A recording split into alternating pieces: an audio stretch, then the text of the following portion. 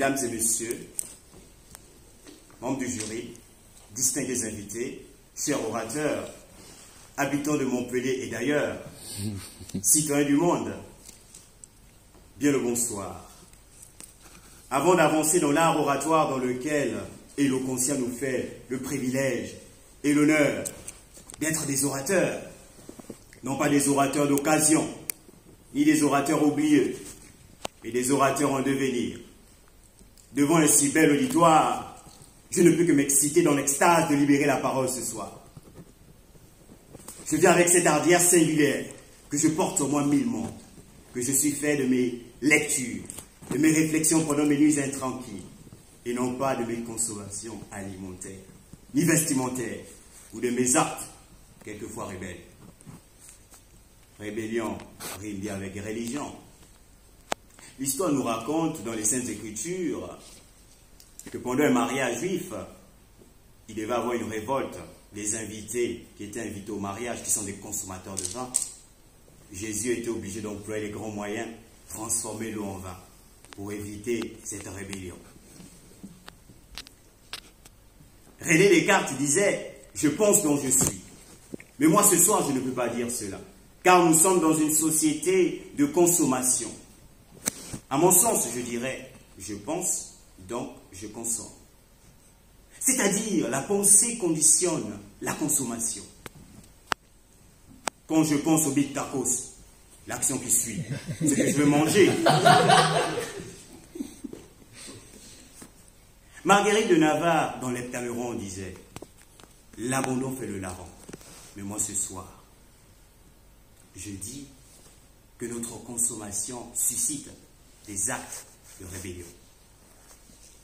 Alors, je ne suis pas en train de vous dire ou de vous demander de manière implicite d'arrêter de manger ou d'arrêter de faire les boutiques.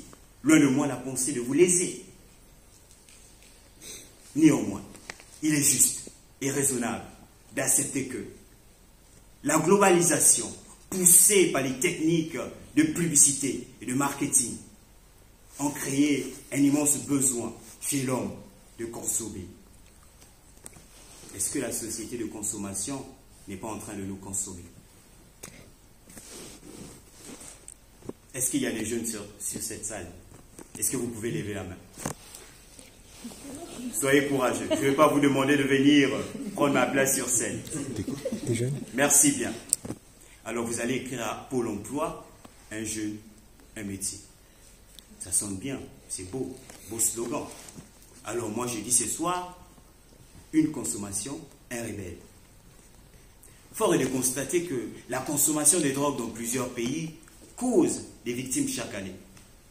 Un jeune homme, il s'élève un bon matin, il a pris sa drogue comme de coutume et il va aller troubler l'ordre public par des propos déplacés, des comportements indécents. Et oui. Et vous conviendrez avec moi, mesdames et messieurs, que la consommation est un acte social. On est d'accord? Consommer, c'est posséder et utiliser. Alors, comme des groupes de personnes consomment, c'est-à-dire possèdent des armes à feu, et utilisent cela, non pas pour une partie de chasse entre copains, mais contre des personnes innocentes, cela crée des groupes de terroristes, des véritables rebelles.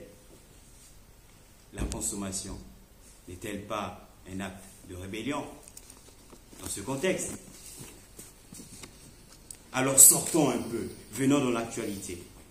Je crus entendre qu'il y a 4 jours de cela, dans Paris, il y a une boutique chaîne, c'est-à-dire une marque chaîne qui est aimée des étudiants et des jeunes, parce que les prix sont accessibles, abordables. Il y avait 2 heures de file d'attente dans le Marais parisien. Alors il y avait d'autres qui n'étaient pas contents, mais je vous rassure, ils ne faisaient pas partie de la file d'attente. Vous allez les découvrir à travers mes propos. Ces personnes disaient, ces habits ne respectent pas notre environnement. Ces habits ne respectent pas notre santé. Ces habits ne respectent pas les droits humains. C'est clair et net, comme l'eau d'une source ou comme Roméo et Juliette. Ce sont nos amis écolos. Toutefois, ils n'ont pas tort, car l'impact environnemental de cette marque est jugée désastreuse. Cher auditoire, voyez-vous où notre consommation nous emmène? Vers une désobéissance civile inévitable.